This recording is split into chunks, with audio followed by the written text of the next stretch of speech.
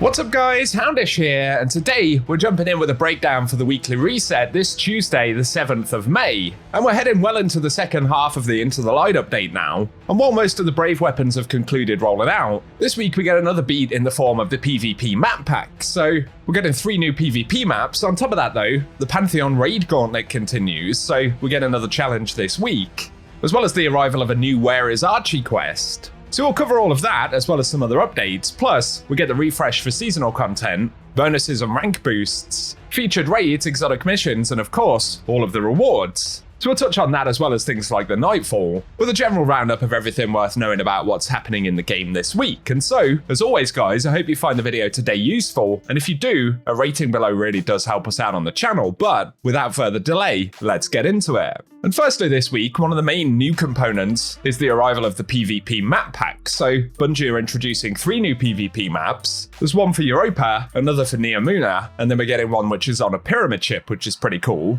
All of those will arrive with an update on the 7th. And additionally, inside of PvP, there will be a specific playlist which features the new maps exclusively, so that'll make it easier to jump in and check them out off the bat. And we should also say this week, we get bonus Crucible ranks. And on top of the new map playlist, Team Scorched will be featured as well, so let us know if you plan to jump into that one this week. But additionally, the Pantheon will get its next challenge for the Raid Gauntlet, so this one will be the Pantheon Oryx Exalted, and we can see from the Checkmate Triumph we need to complete Golgoroth, Caretaker, Macrocosm, as well as Atrax 1 and Oryx. And as far as we know, this week's challenge will be more difficult than last week, both in terms of the number of encounters, but also the power scaling. And on top of additional raid rewards, this week we'll get the Exalted Beyond Oryx emblem, in addition to Spoils of Conquest and access to the raid loot pools on the vendor. So we'll have to see exactly how it plays out this week, but it should certainly be interesting, and let us know if you'll be diving in for week 2 of Pantheon down in the comment section. Otherwise, in terms of the Into the Light stuff, we've now had the rollout of all of the Brave weapons, so I'm not sure if anything unexpected will pop up this week. Although, there will be a new Where is Archie quest, and this one will take place on the European Dead Zone.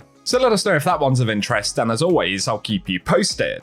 Otherwise, we will get the refresh on all of the seasonal activities here at the helm. Then moving over to the Vanguard, the featured Nightfall for the week will be Heist Battleground on the Moon, and the featured weapon will be the Priastian Axe Bow, so we can pick up the Adept variant of that in the Grandmasters. And let us know if you're going to jump into Heist Battleground on the Moon this week. Otherwise, we'll also get the refresh on the Warlord's Ruin dungeon. Then moving over to the featured raid and dungeon for the week, firstly, we'll get the Deepstone Crypt raid, where we can pick up the Eyes of Tomorrow, and all of the rewards in there will be completely farmable. Plus the same can be said for the Pit of Heresy on the Moon, and both of these once again will drop unique items with updated power relevancy. Then for exotic missions, the Whisper mission is still available if you need to work on upgrades or anything like that. Next week we should see the arrival of 0 Hour, so that's something to look forward to, but for the exotic mission rotator, Vox Obscura will be featured this week as well, so we can pick up the Dead Messenger, as well as weapons from Season of the Risen inside of that activity. Next up though, for the Dares of Eternity this week, additional drops will consist of the Rotation 2 loot pool, and that's the Scatterhorn armor and the Perfectus armor set, as well as weapons from Season of the Chosen, Worthy, and a couple of random Defiant drops as well.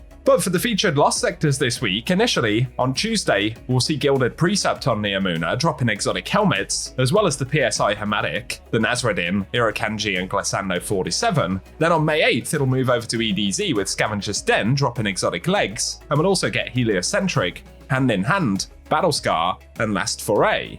Then on May 9th, it'll be Skydock in the EDZ dropping exotic arms, and the Geodetic HSM, Harsh Language, Coronac 22, as well as Combined Action.